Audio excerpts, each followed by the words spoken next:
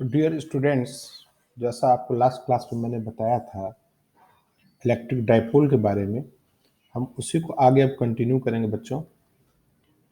अभी इस सेक्शन में आपको दो इम्पोर्टेंट क्वेश्चन बताया जाएगा। पहला क्या है, electric field at N axial point. मैंने ऑलरेडी लास्ट क्लास में बताया था एक्सियल पॉइंट इस एक्सिस के अलोंग होता है, ओके। और इक्वेटोरियल पॉइंट, इसके डेरिवेशन में आपको क्या करना है वही मैं आपको स्टेप बाय स्टेप बताने जा रहा हूँ।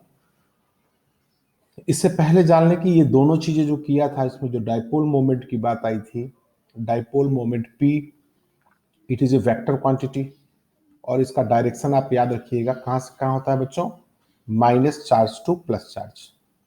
और डाइपोल सेम चार्जेस होंगे, साइन अलग अलग होगा, मैग्नीट्यूड सेम होंगे, okay. So equal and opposite charge separated by A distance. So this distance is actually length, और इस लेंथ को हम कंसिडर कर सकते हैं कैसे, 2a या 2l। इसको सेंटर पे हमेशा ओरिजिन माना जाता है कुछ कारणों से, वो अभी आपको डेरिवेशन में समझ में आ जाएगा। जहां तक इसका 2 मिनट और लेता हूं, मैं आपको बता देता हूं इसका जहां तक फिजिकल सिग्निफिकेंस की बात है। जब समझ रहे हो आप तो अच्छे से समझ जाइए कि इसकी जरूरत कहां पड़ गई। यदि कोई इंसुलेटर है बच्चों, इंसुलेटर आपने पढ़ रखा होगा क्या होता है, जो कंडक्शन नहीं करता है। तो अगर हम इंसुलेटर को रखते हैं, कोई इंसुलेटर तो कोई मटेरियल ही तो इंसुलेटर होगा, प्लास्टिक हो या कोई ऐसा जिसमें फ्री इलेक्ट्रॉन्स नहीं हो। अगर कोई एक ऐसा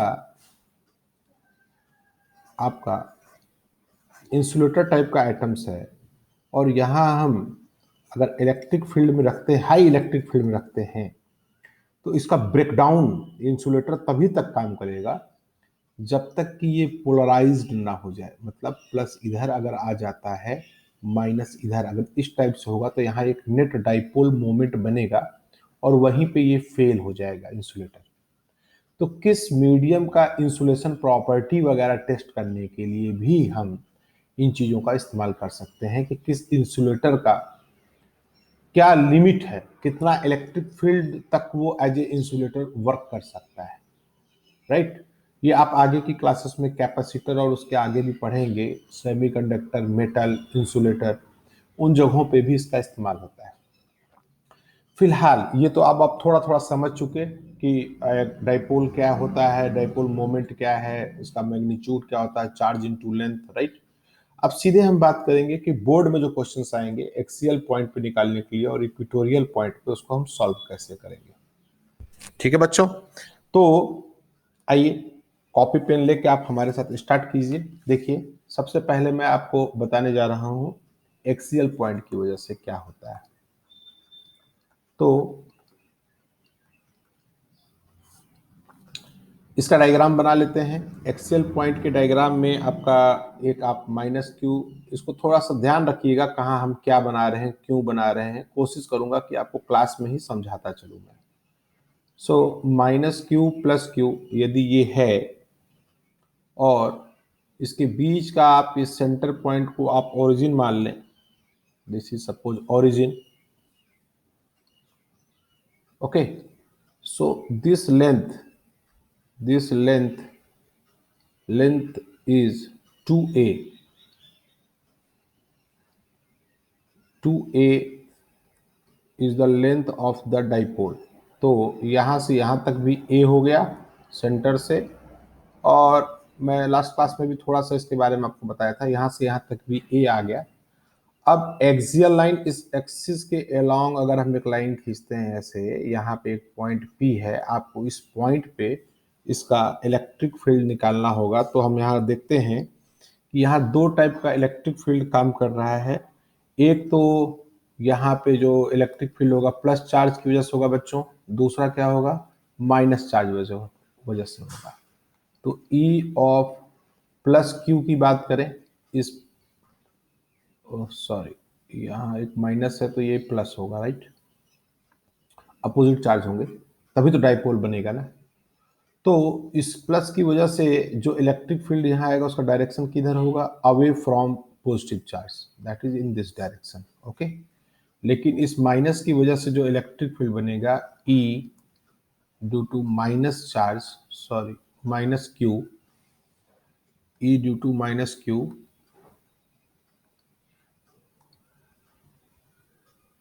वो किधर बनेगा बच्चों, वो बनेगा ठीक इसके अपोजिट, माइनस क्यू, और इसका डायरेक्शन इधर होगा। ठीक है, यहां तक तो आप जान गए।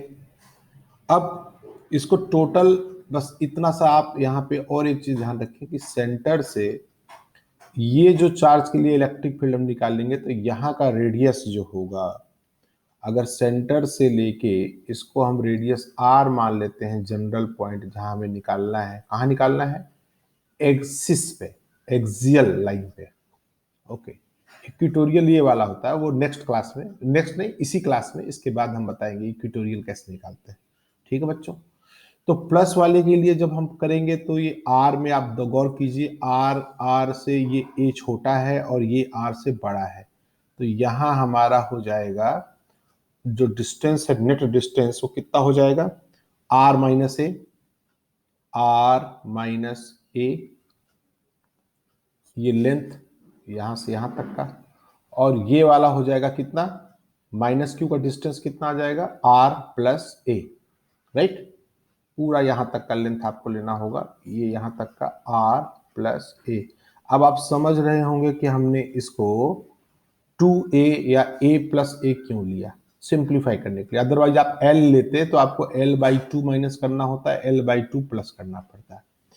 आइए अब हम सॉल्व करते हैं। हमें पता है कि इलेक्ट्रिक फील्ड का फॉर्मूला क्या होगा, तो एक एक करके निकालते हैं, right. Step number 1, now we are solving this we are deriving this equation, how to derive an expression for this।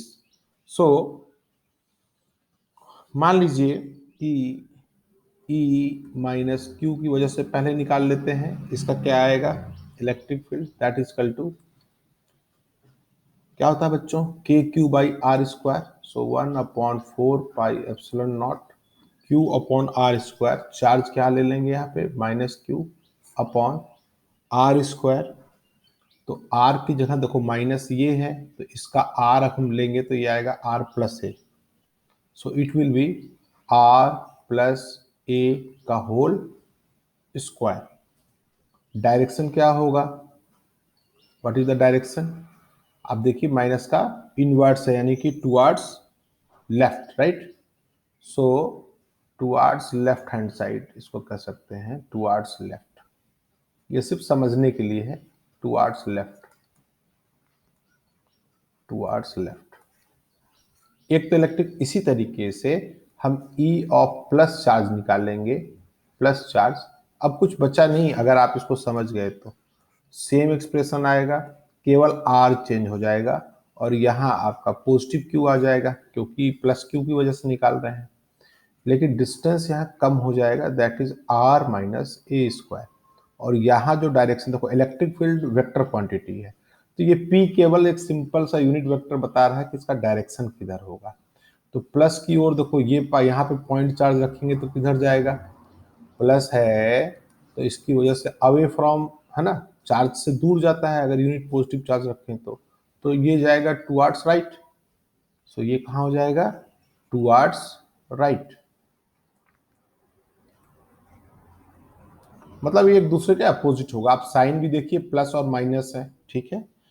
तो इसका रिजल्टेंट इलेक्ट्रिक फील्ड यदि निकालें हम, इसका हम रिजल्टेंट इलेक्ट्रिक फील्ड निकालेंगे तो क्या आएगा, ये दोनों को आपको टोटल सम कर लेना पड़ेगा।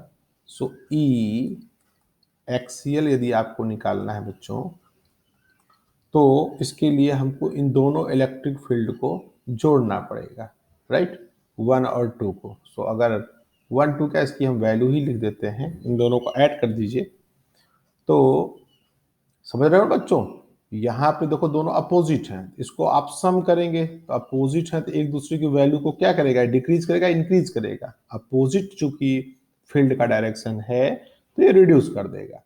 सो E due to electric field due to positive charge minus electric field due to negative charge,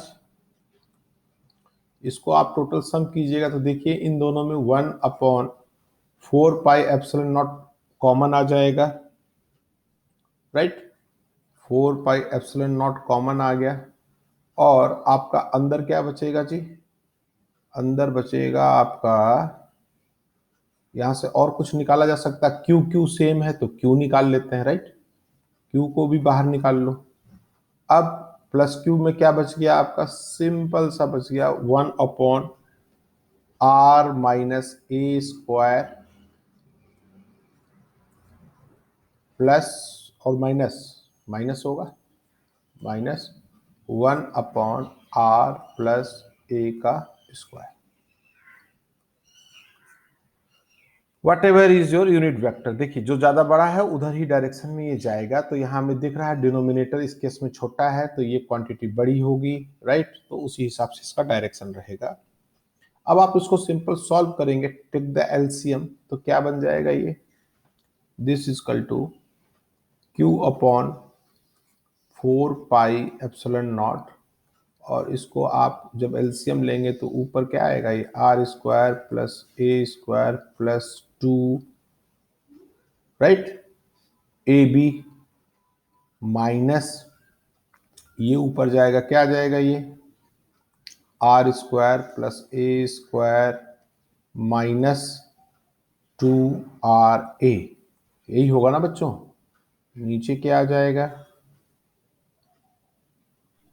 are square, जब आप इसको पूरे को सॉल्व करेंगे then you get R square minus A square का होल स्क्वायर।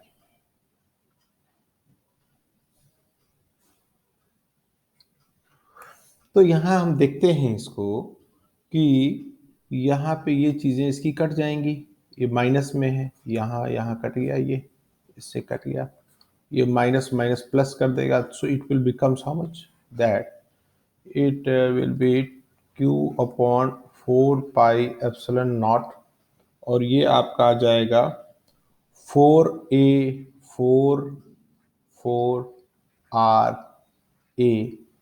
अपॉन जो भी इसका डिनोमिनेटर बच गया R square minus A square का होल स्क्वायर।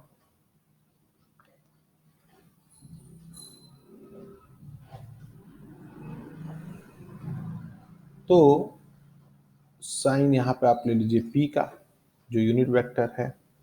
अब यहाँ पे देखिए इसको क्या हम डाइपोल मोमेंट के टर्म में इसको कर सकते हैं, क्योंकि 2a इंटू चार्ज ये q है, और अगर इसको 2a मल्टीप्लाई कर दें तो p के टर्म में आ जाएगा, तो इससे हमें डाइपोल मोमेंट भी मिल सकता है। अदरवाइज आपका ये एक्सप्रेशन आ चुका इलेक्ट्रिक फील्ड का, ठीक है। तो अगर हम इसको मल्टीप्लाई करते हैं तो हमें क्या मिलेगा? इसको और इसमें से 2a यानी 4RA को हम क्या लिख सकते हैं बच्चों?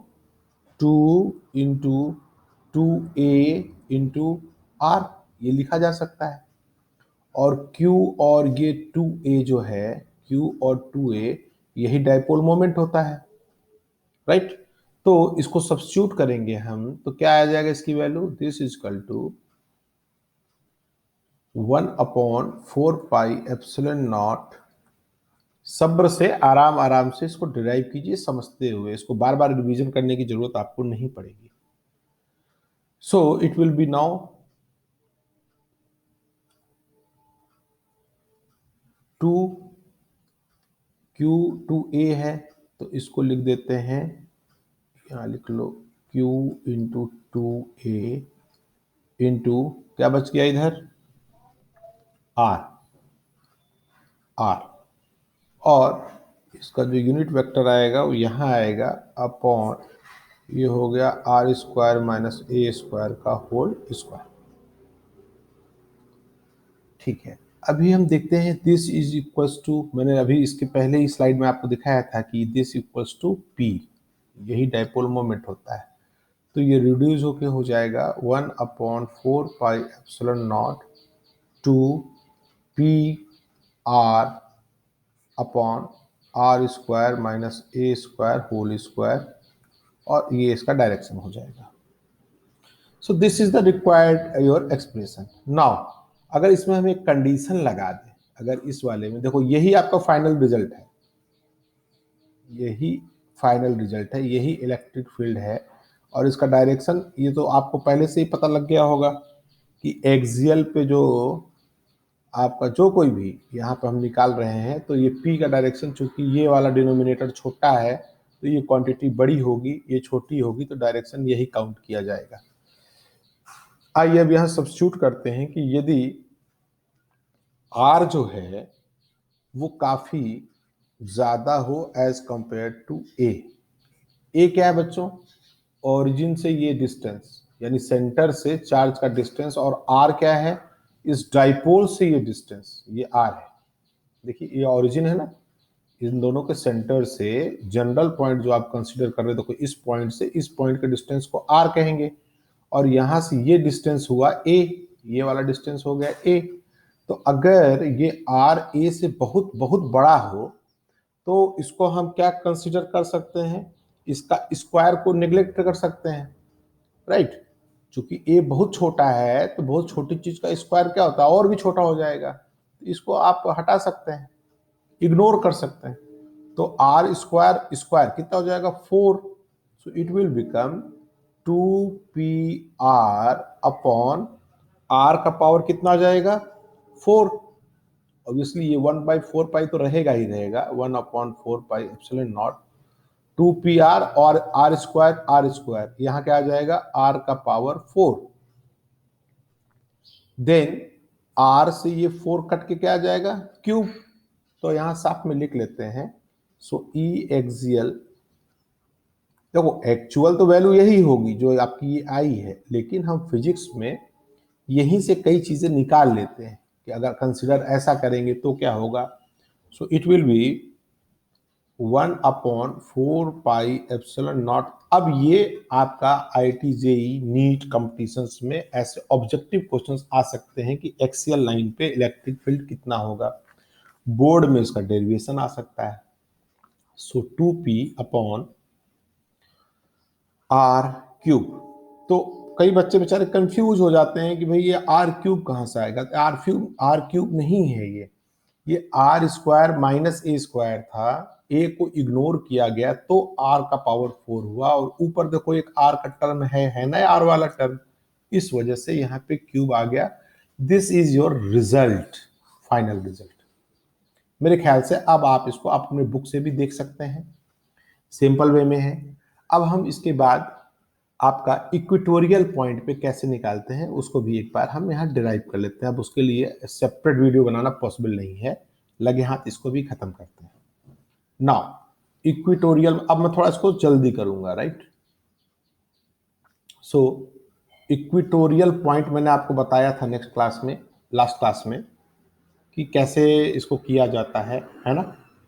तो अब यहाँ पे हम चार्ज रख लिए, मान लीजिए ये हो गया आपका माइनस क्यू, ये हो गया आपका प्लस क्यू, और ये आपका आ गया इस पे इक्वेटोरियल लाइन, ये बीचों बीच जो जाएगा ऐसे करके, इसी को इक्वेटोरियल लाइन कहेंगे। ये डिस्टेंस सेम है, ये आपका ए है, ये भी ए है ना, ए 2a लेंथ हो गया।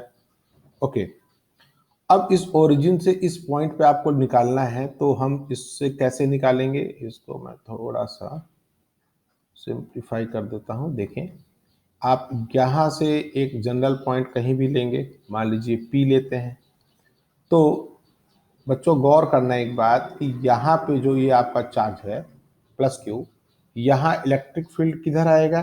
बाहर की तरफ, ऐसा, और माइनस की वजह से किधर आएगा? इलेक्ट्रिक फील्ड इधर आएगा, राइट? तो अगर ये एंगल आपका सपोज थीटा है, तो यहाँ पे भी जो आपका कंपोनेंट निकल के आएगा, यहाँ से अगर हम निकालने की कोशिश करें इसको, दो कंपोनेंट जो टूटेगा तो ये भी आपका थीटा हो जाएगा। तो ये वाला दो कंपोनेंट में टूटेगा, कौन सा? इक्वेटोरियल, समझ गए ना? तो ये भी दो कंपोनेंट में जाएगा, ये भी दो कंपोनेंट में टूटेगा। तो इसका जो कंपोनेंट अगर हम निकालें, देखो तो दोनों एक दूसरे को कैंसिल कौन सा कर रहा है कंपोनेंट?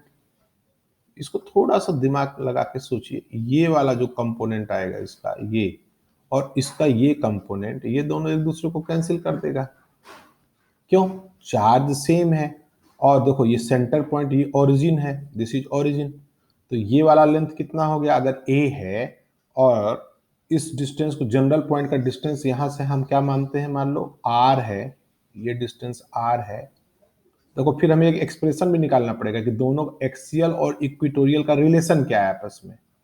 तो ये r है, तो ये वाली वैल्यू कितनी हो जाएगी बच्चों, r और a है तो root r square plus a square. कैसे, पाइथागोरस थ्योरम, पाइथागोरस।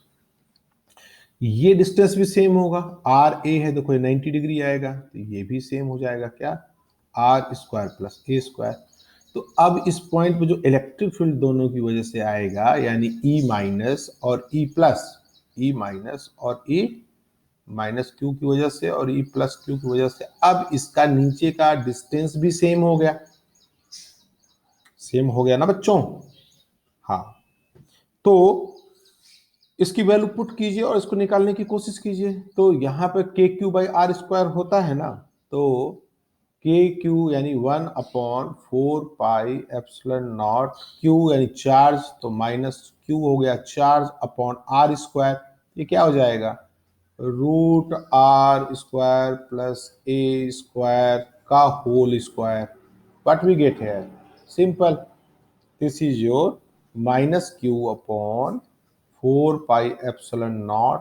देखो बहुत सिंपल है ना, सिमेट्रिक है, तो इसको बहुत रटने की कहीं कोई आवश्यकता नहीं है। डिस्टेंस जो हुआ ये हो गया, सेम इसी तरीके से हम इसको निकालेंगे तो ये प्लस क्यू हो जाएगा upon 4 pi epsilon nought R square plus ए स्क्वायर, क्योंकि आर स्क्वायर होता ही है, क्या होता है जनरल फॉर्मूला ई का, ई इजकल टू क्या होता है बच्चों, K Q by R square. आपको ये पता ही होगा, और ये वेक्टर क्वांटिटी होता है, तो आप इसके मान लीजिए कि इसका ये वेक्टर p हो गया, ये आपका वेक्टर p हो गया। लेकिन अब ये जो वेक्टर आपका निकल रहा है, अब इसका तो वेक्टर क्वांटिटी है, इसका दो कंपोनेंट टूटेगा, तो यहां पे जो आएगा आपका कॉस वाला कंपोनेंट है ना, इसका ये कंपोनेंट जो है और नीचे वाले का ये कंपोनेंट, ये दोनों ऐड हो जाएगा और हमें आंसर आ जाएगा।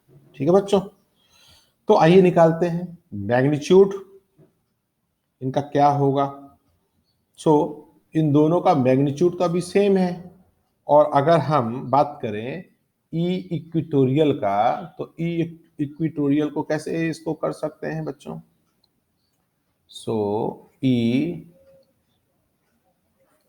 इक्वेटोरियल का अगर हम निकालें तो ये क्या आ जाएगा, ई इक्वेटोरियल इक्वल्स टू, दोनों का आप ऐड कर लीजिए, सो माइनस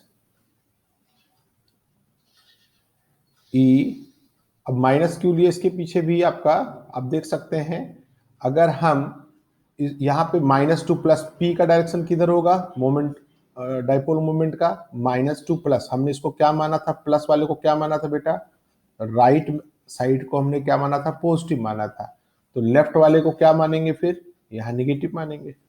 तो इसको सिंपली अगर आप माइनस प्लस लेके चल रहे हैं तो परेशान मत हो, इसको चुपचाप आप ऐड कर दें। So minus Q cos theta plus E plus Q cos theta, और डायरेक्शन आ जाएगा P. So it will B minus, ये सिर्फ माइनस डायरेक्शन शो कर रहा है, मैं आपको बता दे रहा हूं वापस। देखिए ये माइनस, ये इधर माइनस है तो इधर प्लस है, राइट, तो ये इस साइड में जा रहा है, ये बता रहा है कि ये इधर जाएगा ओवरऑल। ठीक है बच्चों, तो अब यहाँ पे की वैल्यू किसकी क्या आ जाएगी, -2 ई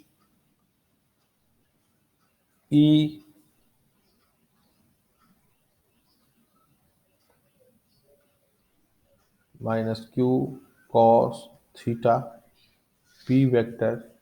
ऐसा क्यों, क्योंकि 2 क्यों जोड़ लिया, क्योंकि हम यहाँ दिखा चुके E -q और E + q का मैग्नीट्यूड बराबर है, इसलिए इसको हम जोड़ सकते हैं। और दोनों का आपने यहाँ देख लिया, ये दोनों डायरेक्शन सेम है, यानी कि ऊपर भी आपका आ जाएगा ये E -q cos थीटा, ये डायरेक्शन हो गया। या तो डायरेक्शन के लिए हम यहाँ लिखें लेफ्ट, या फिर हम साइन दिखा दें, ठीक है, okay.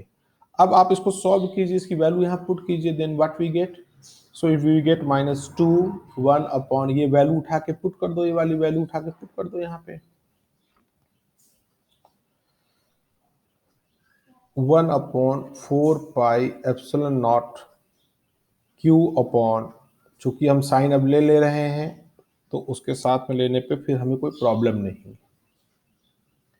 Q upon R square plus ए स्क्वायर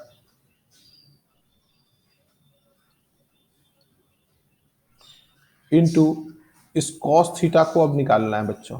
ये कॉस थीटा कहाँ से निकलेगा, यहाँ से आप देख सकते हैं कॉस थीटा क्या होता है, बेस अपॉन हाइपोटेन्यूज। तो अगर इस थीटा की बात करें तो बेस कितना आ जाएगा इस थीटा को, समझ रहे हो बच्चों, इसको ट्रायंगल को बाहर निकालो ऐसे, देखो ये हो गया थीटा, ये हो गया बेस, ये हो गया हाइपोटेन्यूज, तो इसकी वैल्यू क्या आ जाएगी, बेस हो गया a और हाइपोटेन्यूज कितना आपका आ गया, root over root are square plus A square. So we will put here value of cos theta, that is a upon root are square plus A square. Okay, so as for result, if you solve this, then what we get, this equals to, अब देखो Q A 2, तो Q into 2A equal to क्या आएगा, ये P, P हो गया, right. So -1 upon 4 pi epsilon not आपका ये P, और क्या आएगा आर स्क्वायर, देखो यहाँ पे इसका पावर 1, यहाँ इसका पावर कितना आएगा 1/2, इन दोनों को आप जोड़ें क्या आ जाएगा, आर स्क्वायर प्लस ए square whole power 3/2 unit vector. ये चीज आप एक बार करके खुद से समझिए कैसे आया ये। P क्या है, यहां मैं लिख देता हूं अलग से ताकि आप कंफ्यूज ना हो, P equal to 2Q into 2A, charge into length of the dipole. आपको बार बार बताया ये डाइपोल मोमेंट है, तो डाइपोल मोमेंट के टर्म में आपका ये आ जाएगा। फिर यहाँ कंडीशन लगा दो, कौन सा, अगर R बहुत बहुत बहुत बड़ा A से है, R का मतलब ये R जो है इस A के मुकाबले ये पॉइंट P बहुत दूर में भी होगा, एक कंडीशन है स्पेशल केस, उस केस में क्या बन जाएगा, A को इग्नोर कर दो, तो यदि A को इग्नोर करोगे इस कंडीशन में तो ये क्या बन जाएगा, this is equal to -1 upon 4 pi epsilon nought, तो P अपॉन ये आर स्क्वायर पावर 3/2, 2 कट जाएगा, again we get R cube, सही है ना, और ये आपका यूनिट वेक्टर हो गया भाई, डायरेक्शन दिखा रहा है। So equal to 1 upon 4 pi epsilon nought P upon R cube, और ये आपका डायरेक्शन बता रहा है कि ये किधर लगेगा। तो आप देखिए अगर कोई पार्टिकल यहाँ रखा हुआ है तो इस पोजीशन पे कोई चार्ज हम रखते हैं, उस पे जो नेट इलेक्ट्रिक फील्ड इस दोनों इसके डाइपोल की वजह से लगेगा, दोनों चार्ज की वजह से वो इस डायरेक्शन में शिफ्ट होना शुरू कर देगा इधर, यही आपको समझना था, टुवर्ड्स लेफ्ट। जबकि इससे पहले वाले में हमने देखा एक्सिस लाइन पे जब हमने किया तो फिर उसका रिजल्ट कहां था। तो लास्ट में कंक्लूजन अगर पूछता है, देखिए लास्ट 1 मिनट और आप कर लूंगा, अगर एक कंपेयर करने के लिए बोलता है, यहीं पे अगर हम बात करें यहीं पे बना सकते हैं, आपको क्यों फालतू को और लंबा इसको करने का कोई मतलब नहीं है। कंपैरिजन करें, ये फर्स्ट का एक्सियल का ई एक्सियल का कंपैरिजन करें किससे, इक्वेटोरियल लाइन से, इक्वेटोरियल लाइन से, इन दोनों के बीच में व्हाट इज द रिलेशन, क्या होगा, कौन बड़ा होगा कौन छोटा होगा, अब आप देख सकते हैं इससे। तो अगर हम बात करें इन दोनों का, तो हमने अभी जो मिला हमें वो एक्सियल का कितना आया था, एक्सियल का कितना आ गया था लास्ट में 1/4 पाई, ये ऑब्जेक्टिव क्वेश्चन के लिए इंपॉर्टेंट है, कि डिस्टेंस आर, अगर एक कोई डाइपोल है, समझो छोटा सा है, ये माइनस क्यू है प्लस क्यू है, बहुत दूर डिस्टेंस पे अगर रखा हुआ है, ये आर बहुत दूर है और इसकी वजह से यहाँ आर बहुत दूर में रखा हुआ है, तो इन दोनों के बीच में इफेक्टिव कौन ज्यादा होगा, क्या होगा, क्या रिलेशन है? तो ई इक्वेटोरियल आपने जो अभी निकाला वो कितना निकाला, अगर मैग्नीट्यूड की बात करें तो 1/4 पाई एप्सिलॉन नॉट, यहाँ पे क्या आया था 2p/r³, और यहाँ पे क्या आया था सिर्फ p/r³। अब गौर करो, देखो सब चीज कॉमन है, ये 2 टाइम्स है, तो हम यहाँ क्या कह सकते हैं बच्चों, दैट ये ज्यादा इफेक्टिव है, यानी कि ई एक्सियल, ई एक्सियल है ना, ये देखो यही है E equatorial. So E axial is equal to 2 times E equatorial, जो इलेक्ट्रिक फील्ड आपका आएगा। So always axial is greater than the equatorial. तो आपको यही आपको एक्सियल पे और इक्वेटोरियल पे आपको डेरिवेशन मैक्सिमम आ सकता है इलेक्ट्रिक फील्ड के केस में। अब सेम ये डाइपोल आपका अगर पोटेंशियल के केस में आता है V, जो अभी आपको आगे मैं बताऊंगा, पोटेंशियल उसका डेरिवेशन अलग चलेगा, उसका यहाँ कोई लेना देना ज्यादा नहीं है, आपका ये चीज तो यहीं पे जाके खत्म हो जाती है। ठीक है बच्चों, तो आप इसका प्रैक्टिस कीजिए।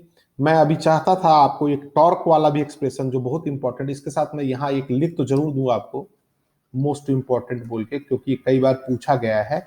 ये इसके बाद वाले इसमें मैं क्लास में आपको बताऊंगा दैट टॉर्क, टॉर्क कैलकुलेट करने के लिए आएगा work torque on dipole, on dipole कब, जब ये यूनिफॉर्म इलेक्ट्रिक फील्ड में है, यूनिफॉर्म इलेक्ट्रिक फील्ड में रखा रहेगा तो इस पे क्या टॉर्क रहेगा, और नॉन यूनिफॉर्म में होगा तो क्या होगा, वो आप कैसे कैलकुलेट करेंगे, ये चीजें हैं। समझ रहे हो बच्चों, एक इलेक्ट्रिक फील्ड है, देखो इस इलेक्ट्रिक फील्ड में जब आपका ये बिल्कुल परपेंडिकुलर है, ये बिल्कुल ऐसे परपेंडिकुलर, यानी कि ये जो थीटा है इलेक्ट्रिक फील्ड में, और ये जो मोमेंट है P, ये मान लो माइनस क्यू है, ये आपका प्लस क्यू है, इनके बीच में अगर ये एंगल थीटा 90 डिग्री है तो मैक्सिमम टॉर्क होगा, वो आपको कैलकुलेट करके दिखाना होगा, राइट। तो बोर्ड में एक्सप्रेशन आ सकता है कि find out the work torque on a dipole in uniform electric field. तो एक कंडीशन ये हुआ, इसमें मैक्सिमम टॉर्क लगेगा जब ये आपका अलाइंड होगा ऐसे। अब देखो यहाँ थीटा चेंज हो गया, जनरल है, ठीक है, 0 to 90 के बीच में, तो इस केस में क्या टॉर्क लगेगा, फोर्स यहां क्या लगेगा क्यू ई, यहां फोर्स कितना आएगा, डायरेक्शन अलग हो जाएगा क्यू ई, इनके बीच का परपेंडिकुलर डिस्टेंस कितना है, ये है, लेकिन इस केस में इसका परपेंडिकुलर डिस्टेंस कितना माना जाएगा, अगर ये दो अपोजिट फोर्स क्यू ई है, सोचना इसके बारे में। तो यहां नेट जो इसका टॉर्क के लिए जो डिस्टेंस काउंट करेंगे, क्या वो ये करेंगे या फिर वो ये वाला डिस्टेंस काउंट करेंगे। ठीक है, तो इस केस में मैक्सिमम टॉर्क होगा, या इस केस में मैक्सिमम टॉर्क होगा, या जब ये डाइपोल यूं होगा तो मैक्सिमम होगा, ये बड़े आराम से आप निकाल सकते हैं यदि एक बार आपने टॉर्क निकालना सीख लिया यूनिफॉर्म इलेक्ट्रिक फील्ड में कैसा होता है। तो वो मैं फिर नेक्स्ट क्लास में आपको बताऊंगा। अभी के लिए इतना ही, 2 एक्सप्रेशन आप आज प्रैक्टिस कर लीजिए, इतना आपके लिए काफी है बच्चों। Thank you.